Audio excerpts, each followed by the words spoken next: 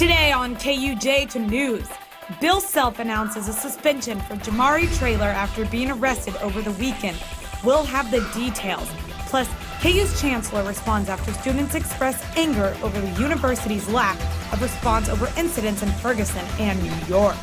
And Typhoon Hagupit is downgraded to tropical storm, but the death toll rises. KUJH News starts now.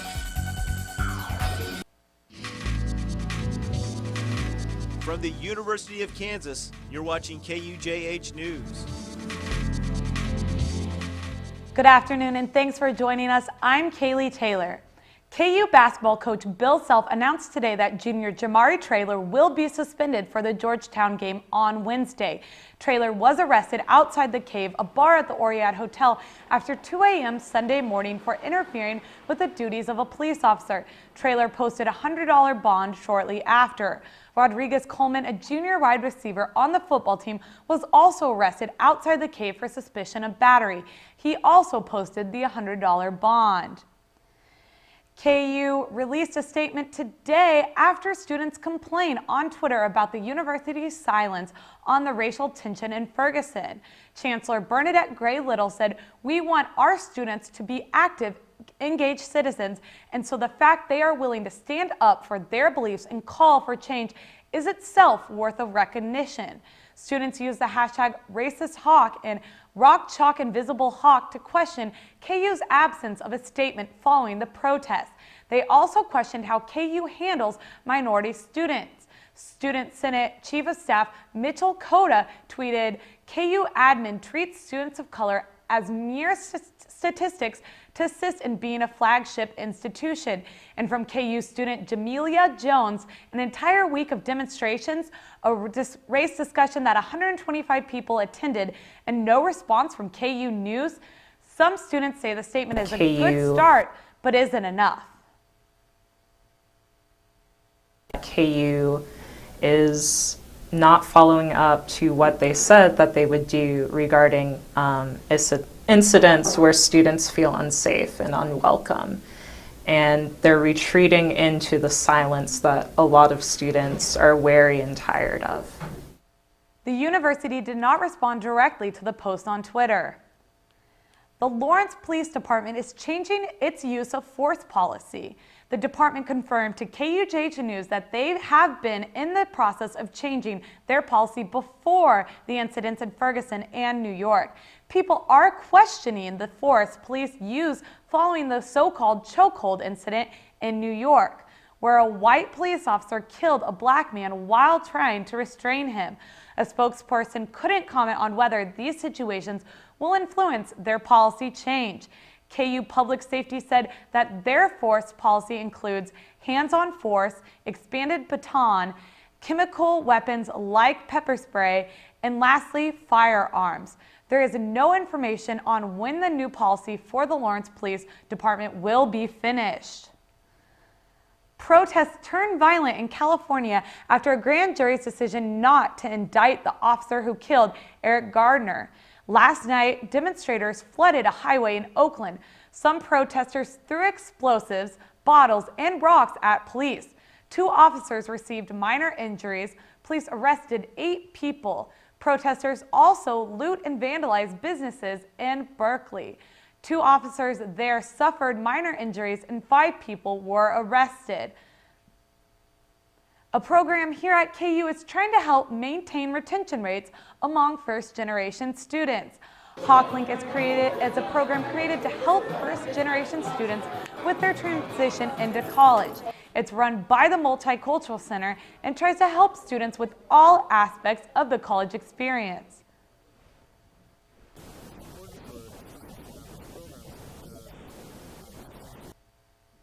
Students can apply for the Hawklink program at the Office of Multicultural Affairs website. Coming up on KUJH News, the Chancellor's Sexual Assault Task Force makes its first recommendation to the university, how they're hoping to create change. Plus, a typhoon rages the Philippines, the death toll and destruction it left behind. When KUJH News continues.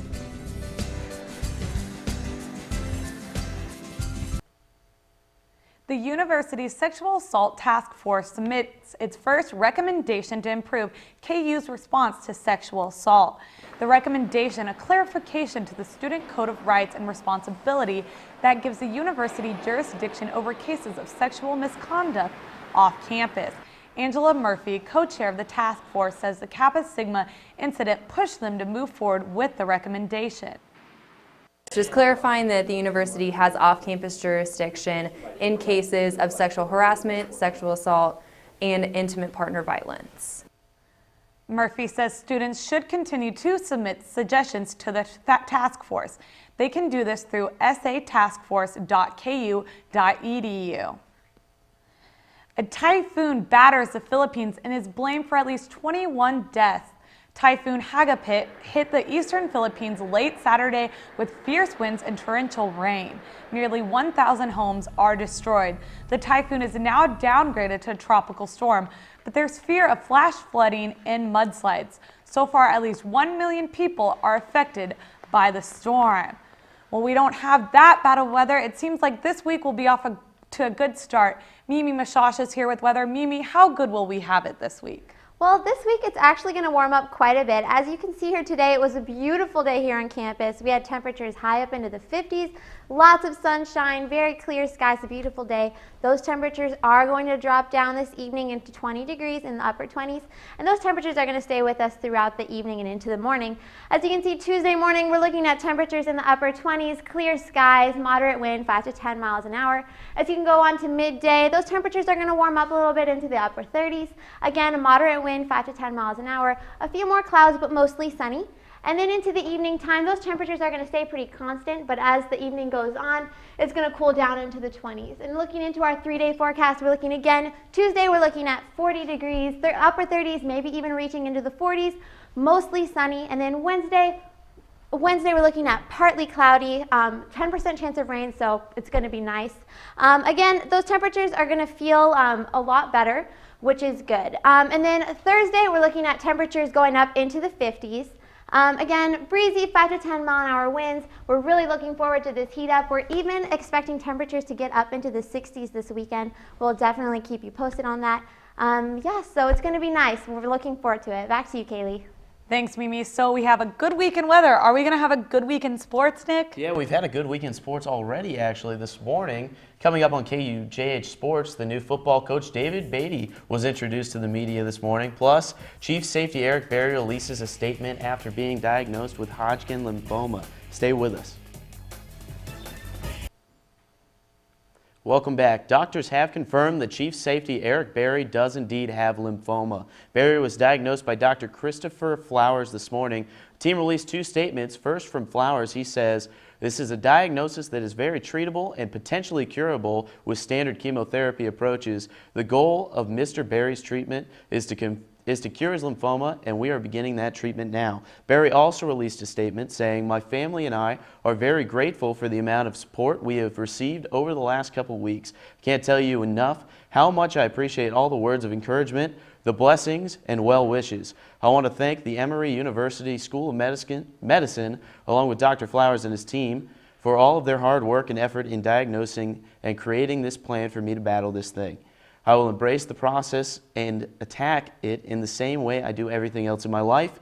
God has more than prepared me for this, and for everyone sharing similar struggles, I'm praying for you and keep fighting." Now moving on to some basketball news. We know that the Jayhawks will be without junior Jamari Traylor for Wednesday's matchup with Georgetown, but that isn't the only thing the Jayhawks will have to worry about. They will have to game plan for one of the most physical big men in the country, in Joshua Smith. You know, that self-quote not working, but he talked about his soft feet, his soft hands, and how he's just really good down on the block. Tip-off for that game is set for 6 o'clock and can be seen on Fox Sports 1. Well, busy week in KU Sports, and it got even busier this morning as Kansas's new head football coach, David Beatty, was introduced. Listen, this is a great day because this is about the University of Kansas. And as I'm sure you're all aware, Beatty is very happy to be back, and some of you might be unfamiliar with this coach, but he's no stranger to the Kansas football program. He spent 2 separate stints with the Jayhawks, first as wide receiver coach back in 2008 and 2009, and then co-offensive coordinator in 2011 under Coach Turner Gill. Beatty is known for doing two things exceptionally well: coaching receivers and recruiting. He was responsible for coaching Desmond Briscoe to the best receiving season in KU history in 2008. And about his recruiting, he's responsible for bringing a man by the name of James Sims to Kansas, and I think we know how that worked out for the Jayhawks. Moving on to volleyball, if the highlights will work here, the Jayhawks looked like a team to be reckoned with in the NCAA tournament when they were handed the 16th overall seed. Standing in their way on Friday night, a red-hot Arkansas Little Rock team. Coach Picard talking up the game with his his team before the game. Chelsea Albers, leader of this team, coming out, introduced to the Expo Center. Jumping to the first set now. Jayhawks trails 26-25, and Albers is unable to lift this one up, and Arkansas takes the first set 27-25. The Jayhawks would come back, however. Sarah McClinton is there on this kill. She's going to give the Jayhawks a 25-19 win in the second half. Now we're going to jump to the third set. As you see, the fans are very excited. Jayhawks trying to mount a comeback. Third set, Jayhawks up 24-22, and Kelsey Payne sends this kill. Winning the set for the Jayhawks 25-22. Things looking up for the Jayhawks. Fourth set now. The Trojans of Arkansas Little Rock were making a big-time comeback, defeating the Jayhawks 25-18 on this deflection out of bounds on the block attempt. Match tied to 2 sets apiece, and then fifth and final set. Good block from the Trojans. The Jayhawks were unable to save it as Arkansas Little Rock takes the final set 15-10. It takes the match 3-2. The early exit from the Jayhawks is definitely not what anyone had expected, and that was evident when the team addressed the media after the game. We were looking to go out in a significant way, and this loss was not what we were pushing for, but looking back on the past 3 years making it to the tournament, we've had, great teams, great teammates, and some awesome coaches. So, I mean, we've had a very good career, and we're very, blessed to have been here. But, right now at this point, it just hurts. Those are swings in emotion, and this team knows there's been time that they've been up and down a little bit, and that we got to create a little bit more of a consistent, competitive confidence, and we'll work towards that. A tough way to end the season. Coming up on Jayhawk Sports Report at 5:30, we'll take a look back at the season that ended far too early. All right, now it looks like volleyball season may be ending, but the holiday season is just beginning.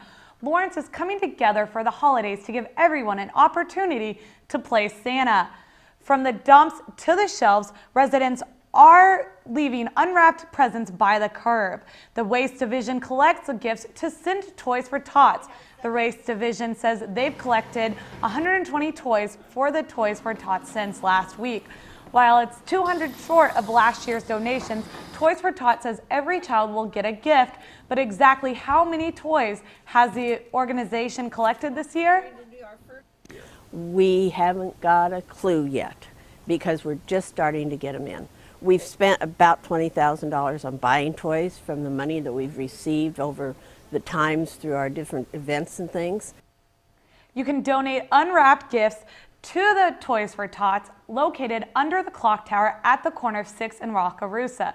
The store opens tomorrow and will accept donations till Friday.